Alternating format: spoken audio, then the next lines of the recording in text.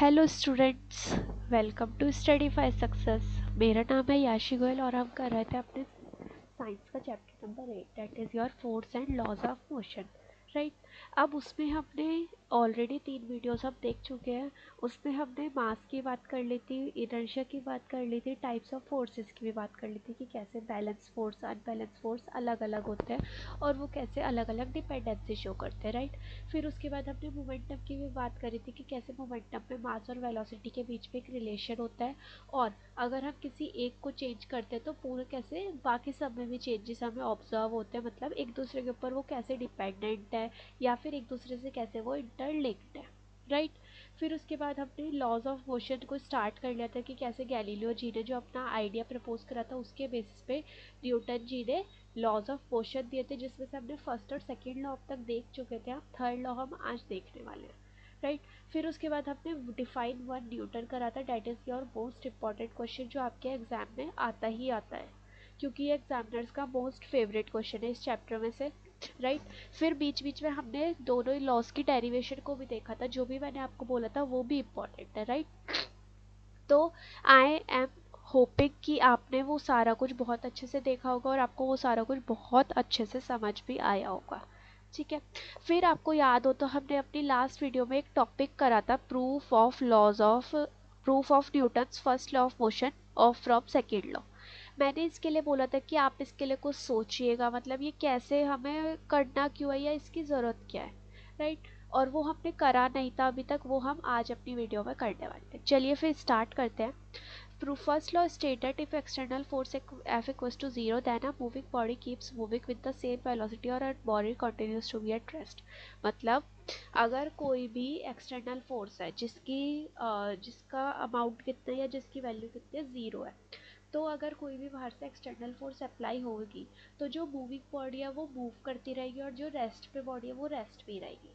आपको याद होगा आपने इनर्शिया का कॉन्सेप्ट पढ़ा था, जिसमें जो आपकी बॉडी है वो उसी स्टेट में रहना पसंद करते हैं जो उसकी उस समय की एक्चुअल स्टेट चल रही होती है। मतलब एट दैट टाइम बॉडी जिस स्टेट में होगी वो आगे भी उसी स्टेट में रहना पसंद करती है। राइट, उसके लिए हमने काफ़ी सारे एग्जाम्पल देखे थे, बस के देखे थे, व्हीकल्स के देखे थे, उसमें मैंने आपको कार का भी एग्जाम्पल दिया था अगर आपको याद आ रहा हो तो। ठीक है, तो फिर अब इन्होंने क्या बोला, एक्सटर्नल फोर्स कितना है, 0 है। ठीक है, अब सेकेंड लॉ से फर्स्ट लॉ का वो निकालना है हमें प्रूफ। तो सेकेंड लॉ हमारा क्या था, F equals to M A, और ए क्या होता है यहाँ पे, एक्सेलरेशन। एक्सेलरेशन को आप क्या लिख सकते हैं, v minus you by T, final minus initial velocity by time taken. अब अगर बॉडी इनिशियल वेलोसिटी u से मूव कर रही है तो F इक्वल्स टू तो 0 था, 0 इक्वल्स टू एम ब्रैकेट में v minus you by T. अब इनिशियल वेलोसिटी u है बॉडी का, तो जो v माइनस यू होगा वो तो 0 हो जाएगा। क्यों हो जाएगा, क्योंकि इनिशियल वेलोसिटी u है इसलिए। तो v और u दोनों आपस में इक्वल हो जाएंगे और फाइनल वेलोसिटी भी उसकी इक्वल आ जाएगी। लेकिन अगर बॉडी रेस्ट पे होगी तो इसका मतलब क्या हुआ, u इक्वल्स टू 0 हो जाएगा। अब u इक्वल्स टू 0 होगा तो u और v दोनों 0 होंगे तो बॉडी फिर भी रेस्ट पे रहेगी। समझे आप, मतलब अगर इनिशियल वेलोसिटी u से बॉडी मूव कर रही है, ठीक है, अब v minus u equals to 0, मतलब अगर आप t को इधर लेके जाते हैं, m को इधर लेके जाते हैं, सारा कुछ 0 होगा। इसके अंत में क्या आएगा, v minus u equals to 0, यानी v इक्वल्स टू u। अगर बॉडी मूव कर रही है इनिशियल वेलोसिटी u से तो फाइनल वेलोसिटी से भी v हो जाएगी और जो इनिशियल के इक्वल होगी, मतलब दोनों मूव करती रहेगी, मतलब दोनों केसेस में बॉडी मूव करती रहेगी। लेकिन अगर बॉडी रेस्ट पे है तो फाइनली भी वो रेस्ट पे रहेगी। तो यानी सेकेंड लॉ कैसे इस बात को साबित कर रहा है या प्रूफ दे रहा है, वो हमने यहाँ पे देखा कि जब हमने फोर्स को 0 रखा तो उसके बाद हमें पता चला अगर बॉडी मूव कर रही है तो वो मूव ही करती रहेगी और अगर बॉडी रेस्ट पे है तो वो रेस्ट पे ही रहेगी। ठीक है, अब हम बात करते हैं अपने थर्ड लॉ ऑफ मोशन की कि वो क्या कहता है, to every action there is an equal and opposite reaction. अब ये टर्म, ये स्टेटमेंट आपकी बहुत मोस्ट इम्पॉर्टेंट है। प्लीज़ इसको या तो कहीं पे आप लिख के रख लीजिए या फिर इस पे एक बहुत मोस्ट इम्पॉर्टेंट का साइन बना लीजिए या कुछ भी कर लीजिए, क्योंकि जैसे हर एक टर्म होती है ना या फिर हर एक स्टेटमेंट होती है वो एग्जामिनर पूछते ही पूछता है, तो ये भी उसी एक कैटेगरी में इन्वॉल्व है। राइट, अब इसका मतलब क्या है कि हर एक एक्शन के लिए उसका एक इक्वल और अपोजिट रिएक्शन है। देखिए, जैसे सपोज कीजिए आपके भाई या आपके बहन ने आपको मारा है, ठीक है। अब आप क्या करेंगे, आप चुप तो नहीं रहेंगे, ऑब्वियस सी बात है। तो आप क्या करेंगे, आप भी पलट के मारेंगे, राइट। और हो सकता है आप पलटने के बाद और ज़्यादा मारें, राइट। तो ये क्या हुआ, जो उन्होंने एक्शन करा आपने उसका इक्वल और अपोजिट रिएक्शन दिया। ये तो हो गया हमारा एक बिल्कुल जोक्स वाली बात में, कि मतलब हम कोई जोक कर रहे हैं और उसकी बात में। लेकिन अगर मैं आपको एक बहुत बेसिक एग्जांपल दूं, अगर आपने कोई रबर बैंड को खींचा है, ठीक है, आपने एक्शन किया है, और वो फिर रबर बैंड को जैसे ही आपने छोड़ा, तो क्या वो वापस अपनी स्टेट पे जाएगी? इक्वल और अपोजिट रिएक्शन भी तो हुआ है, वो वापस अपने उसी स्टेट में चली गई जो उसकी कंफर्टेबल स्टेट है, राइट। या फिर इसको हम देखते हैं और इसके क्या क्या एग्जांपल्स हैं, एप्लीकेशन से क्या है, या एग्जाम्पल क्या है। Walking is enabled by third law, जो आप चल पाते हैं वो किससे होता है, थर्ड लॉ की वजह से। देखिए, जैसे आप किसी रोड पे चल रहे हैं, सपोज कीजिए ये कोई है, ये यहाँ पे चले जा रहा है, ठीक है। अब क्या हुआ, इसने एक पैर आगे रखा, ठीक है। तो एक पैर, मतलब एक पैर आगे रख के क्या हुआ, जो नीचे वाली रोड थी वो पीछे हुई, पीछे हुई। इन द सेंस अगर आप उस चीज़ को ऐसे देखें, जैसे आप सपोज कीजिए आप कोई वीडियो देख रहे हैं, ठीक है। उस वीडियो में क्या है कि ऐसे कोई पर्सन है, वो रोड पे वॉक कर रहा है, ठीक है।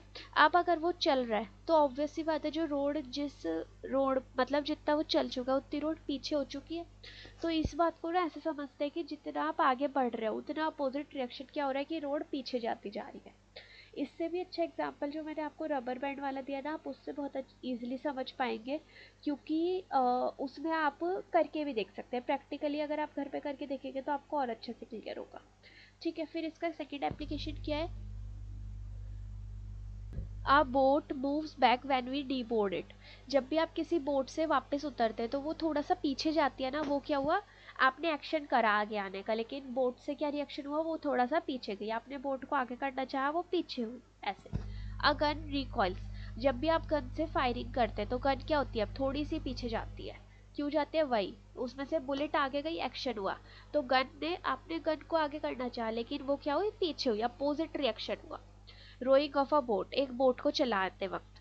अब बात आती है law of conservation of mass की, sorry, law of conservation of momentum की, कि अब हमने मोमेंटम पढ़ लिया, लेकिन जो मोमेंटम का लॉ था उसको कैसे कंजर्व करके रखना है हमें, मतलब कैसे उस चीज़ को बचा के रखना है, ऐसे लॉस नहीं होनी चाहिए, ये सारा कुछ, ठीक है। When two or more bodies act upon one another, मतलब जब एक, दो या दो से अधिक बॉडीज एक दूसरे के ऊपर एक्ट करती हैं, their total momentum remains constant और conserved provided no external forces are acting। मतलब जो उनका टोटल मोमेंटम होता है वो क्या होता है, कांस्टेंट रहता है या फिर कंजर्व रहता है। और इसका क्या मतलब होता है कि कोई भी एक्सटर्नल फोर्स उस पर एक्ट नहीं कर रही है, ठीक है। अब कंजर्व होने का मतलब क्या है, कि कुछ भी लॉस नहीं हो रहा, मतलब जितना आप इनपुट दे रहे हो उतना ही आपका आउटपुट आ रहा है, यही हुआ कंजर्व होने का मतलब। जैसे आपको याद होगा, हमने लॉ ऑफ कंजर्वेशन ऑफ मास पढ़ा था, उसमें हम उसके क्वेश्चंस को कैसे सॉल्व करते थे, कि जितना आपके रिएक्टेंट साइड में मास है उतना ही आपके प्रोडक्ट साइड में भी मास होना चाहिए, राइट। तो अगर रिएक्टेंट साइड में आपका सपोज कीजिए 10 ग्राम्स है मास, तो प्रोडक्ट साइड में भी 10 ग्राम्स होना चाहिए था, और हम उसको कहते थे कि मास जो है वो कंजर्व्ड हो गया, राइट। लेकिन अब हम किसकी बात कर रहे हैं, मोमेंटम की बात कर रहे हैं, तो उसमें भी सेम यही चीज़ एप्लीकेबल होती है, कि जो आपका इनिशियल मोमेंटम है और फाइनल मोमेंटम है वो दोनों इक्वल होने चाहिए, ठीक है। Say suppose two objects A and B each of mass m1 and mass m2 are moving initially with velocity u1 and u2 strike each other after time t and start moving with velocity v1 and v2 respectively। Suppose कीजिए आपके दो मास हैं, एक है m1 एक है m2, ठीक है। एक वेलोसिटी u1 से मूव कर रहा है, एक वेलोसिटी u2 से मूव कर रहा है, दोनों एक दूसरे के साथ स्ट्राइक हुए कितने, after time t, time T U लिया है उन दोनों ने, और फिर उसके बाद ये v1 से मूव करने लग गया और ये v2 से मूव करने लग गया, ठीक है। अब मोमेंटम का फॉर्मूला क्या होता था हमारा, मास इनटू में वेलोसिटी। तो अगर हम इनिशियल मोमेंटम की बात करें ए ऑब्जेक्ट की, तो क्या होगा, मास इनटू में इनिशियल वेलोसिटी m1 u1, और अगर इसके फाइनल मोमेंटम की बात करें m1 v1, इसका m2 u2 initial momentum B object का, क्योंकि u2 से मूव कर रहा है और मास भी क्या है, u2 है, और उसका फाइनल मोमेंटम m2 v2। अब rate of change of momentum कैसे निकालेंगे हम, initial final momentum minus initial momentum divide by time, right. तो क्या होगा, m1 v1 minus m1 u1, ये a के लिए है, तो m1v1 माइनस m1u1 अपॉन में t। अगर आप करेंगे तो m1 आप कॉमन ले सकते हो और ये आ गई आपकी पहली equation m1v1 minus u1 by T. ऐसे सेम सेकेंड के लिए। अब थर्ड लॉ ऑफ मोशन से क्या कहता है कि every action has equal and opposite reaction. मतलब एक की जो फोर्स है वो दूसरे का इक्वल तो आ रहा है लेकिन अपोजिट आ रहा है। मतलब अगर एक पॉजिटिव में जा रहा है तो दूसरा किस में जा रहा है, नेगेटिव में जा रहा है, राइट। तो F1 इक्वल्स टू माइनस है ऑफ F2 क्योंकि इक्वल एंड अपोजिट है, तो इसको हम माइनस का पुट करेंगे। और जब आप इनको सॉल्व करेंगे, देखिए अगर हम इसको सॉल्व करें तो ये इधर से m1v1, इनका t और t दोनों कैंसिल हो जाएगा, तो ये क्या बन जाएगा m1v1 minus m1u1 equals to minus का m2v2 प्लस का m2u2, राइट, क्योंकि माइनस माइनस प्लस हो जाएगा। अब आप जो ये u1 वाले टर्म्स हैं इनको एक तरफ ले जा सकते हैं और v1 वाले टर्म्स को एक तरफ ले जा सकते हैं, तो आपका लास्ट में ये एक फॉर्मूला निकल के आएगा जो आपकी काफ़ी सारे क्वेश्चंस को सॉल्व करने में आपकी हेल्प करता है। It is the most important formula for this chapter. इसका मतलब क्या हो गया, क्या कंजर्व हो गया आपका, मोमेंटम कंजर्व हो गया कि इनिशियल मोमेंटम किसके इक्वल हो गया, फाइनल मोमेंटम के इक्वल हो गया। ठीक है, अब हम दो न्यूमेरिकल्स देखते हैं, उससे आपको और अच्छे से क्लैरिटी मिलेगी। और ये न्यूमेरिकल हमारे इस चैप्टर के लास्ट न्यूमेरिकल्स होने वाले, इसके बाद हमारे चैप्टर फिनिश हो जाएगा। ओके, चलिए सबसे पहले देखते हैं example number 1। A bullet of mass 20 grams. Mass कितना है 20 ग्राम्स, केजी में करेंगे 0.02 kg, is fired horizontally with a velocity of 150 meter per second from a pistol of mass 2 kg। मास 2 क्या आ गया 2 kg।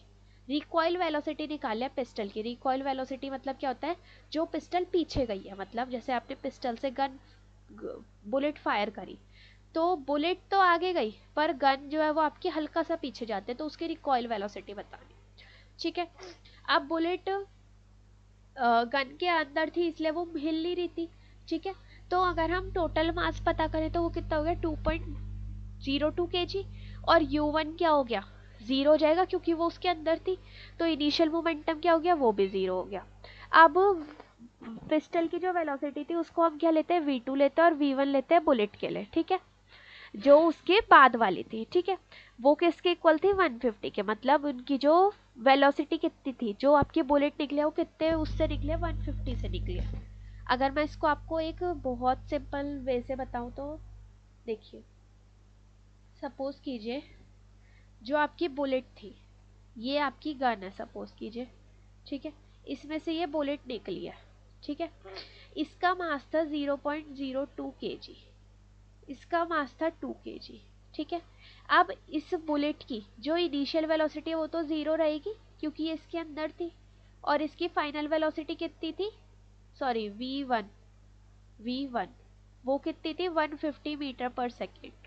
ठीक है, अब हमें क्या निकालना है, इसका इनिशियल वेलोसिटी कितनी थी, वो भी जीरो होगी क्योंकि ये किस पे थी, ये भी रेस्ट पे थी पहले, तो इसका भी u2 क्या हो गया, जीरो हो गया। और इसका v2 क्या होगा वो हमें पता करना, और यही आपका रिकॉइल वेलोसिटी है। ठीक है, अब ये सारा पता करने के लिए पहले हमें क्या करना पड़ेगा, इनिशियल मोमेंटम को फाइनल मोमेंटम के साथ इक्वल करना पड़ेगा, मतलब बेसिकली कंजर्व कराना पड़ेगा इसे। अब इनिशियल मोमेंटम क्या है, मास इनटू में वेलोसिटी। मास इनका दोनों का प्लस करके आया 2.02 kg। अगर हमने इसकी मल्टीप्लाई वेलोसिटी से करी, वेलोसिटी क्या है दोनों की, जीरो है, जीरो से अगर आप मल्टीप्लाई करेंगे तो इनिशियल मोमेंटम क्या आ गया आपका, ऑलरेडी जीरो आ चुका है। तो यानी आपको क्या निकालना है, फाइनल मोमेंटम निकालना है। फाइनल मोमेंटम के लिए क्या होता है, ये वाला formula m1v1 plus m2v2। m1 ये है, इंटू में v1 ये है, प्लस m2 2 है, v2 हमें पता करना है। अब हमारा एक हमने ऊपर देखा था कि इनिशियल मोमेंटम और फाइनल मोमेंटम आपस में इक्वल होते हैं। ठीक है, तो अगर हम उन दोनों को इक्वल कर दें तो क्या हमें v2 की वैल्यू पता चल जाएगी, क्योंकि हमारे पास और तो कोई पॉसिबिलिटी है नहीं, राइट। तो उसके लिए हमने क्या करा, इनिशियल मोमेंटम को फाइनल मोमेंटम के इक्वल कर दिया। इनिशियल मोमेंटम क्या है जीरो, फाइनल मोमेंटम क्या है 0.02 इंटू में 150 प्लस में 2v2। ठीक है, अब हमने क्या करा, इसको यहीं पे सॉल्व कर लेते हैं पहले। 100 जीरो से जीरो गया, इसको आप कह सकते हैं 2 5, ये 3 क्या आ गया 3 प्लस 2v2 इक्वल्स टू 0। ठीक है, इसको आप उधर ले जा सकते हैं, तो 2v2 इक्वल्स टू माइनस का 3 और v2 क्या आ गया माइनस का 3/2 यानी माइनस का 1.5 मीटर पर सेकेंड, जो आपको यहाँ पे दिख रहा होगा। तो उसकी रिकॉल वेलोसिटी क्या हो गई माइनस का 1.5। और इसका मतलब क्या है नेगेटिव साइन का, कि जो आपकी गन थी वो कौन सी डायरेक्शन में रिकॉइल हुई है, अपोजिट डायरेक्शन में रिकॉइल हुई है। ठीक है, इसके लिए ना मुझे आपको एक चीज बतानी है। देखिए जैसे जो आपकी बुलेट है वो आगे जा रही है, तो ऑब्वियस सी बात है गन पीछे ही जाएगी, राइट। तो कई बार ना क्वेश्चंस में ना आपको ऑप्शंस दिए होते हैं, तो आप इस चीज को ना ऐसे भी समझ सकते हैं कि अगर आपको कभी ऑप्शन से टिक करना है ना, तो अगर उसमें से किसी का आंसर माइनस में है तो उसी की पॉसिबिलिटी होगी ऑब्वियस सी बात है होने की। तो अगर आपको इतना पूरा सॉल्व भी नहीं करना तो आप अपने माइंड का भी यूज कर सकते हैं, क्योंकि ये सारा क्या है प्रेजेंस ऑफ माइंड की बात है। ऑब्वियस सी बात है गन जो है वो पीछे ही जाएगी, राइट। तो इस चीज को भी आप देख के चलिएगा कि कहाँ पे हमें अपने प्रेजेंस ऑफ माइंड का भी बहुत अच्छे से यूज करना है। ठीक है, अब हम सेकेंड क्वेश्चन देखते हैं। दो हॉकी प्लेयर हैं, जो एक है ए, उसका मास क्या है 50 kg, जो किस वेलोसिटी से जा रहा है 4 मीटर पर सेकेंड। दूसरे का मास है 60 kg, जो वेलोसिटी से जा रहा है 3 मीटर। अब इनिशियल पता है हमें, इनिशियल मोमेंटम इसका आ जाएगा, इसका आ जाएगा, दोनों का आ जाएगा। ठीक है, अब get entangled while chasing and fall down, ये दोनों एक दूसरे के साथ उलझ के गिर गए। अब वेलोसिटी बतानी है कि किससे वो दोनों गिरे और कौन सी डायरेक्शन में गिरे। मतलब हमें बेसिकली क्या बताना है, फाइनल मोमेंटम की वेलोसिटी बतानी है। अब टोटल इनका इनिशियल मोमेंटम कितना आ गया, हमने अगर दोनों को निकाला, इसका आ गया 200 kg मीटर पर सेकेंड, इसका आ गया 180, दोनों का आ गया 380 kg मीटर पर सेकेंड। ठीक है, अब अगर हमें फाइनल मोमेंटम निकालना है तो हमें वेलोसिटी पता होनी चाहिए। अब दोनों अगर एंटेंगल्ड हुए और दोनों ही गिर गए तो उनकी वेलोसिटी क्या होगी, इक्वल होगी, ऑब्वियस सी बात है। तो हम फाइनल मोमेंटम को ऐसे निकाल सकते हैं, दोनों का मास इनटू में वेलोसिटी, ये आ गया 110 v। अब अगर law of conservation of momentum करें तो इनिशियल के इक्वल में ये रखेंगे आप, तो आपकी वेलोसिटी आ गई 3.454 मीटर पर सेकेंड। ये हुआ आपका इसका आंसर।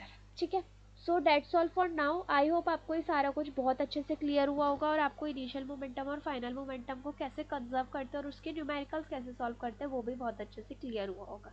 ठीक है, so that's all for now, thank you so much all of you. मिलते हैं नेक्स्ट वीडियो में एक नए टॉपिक के साथ।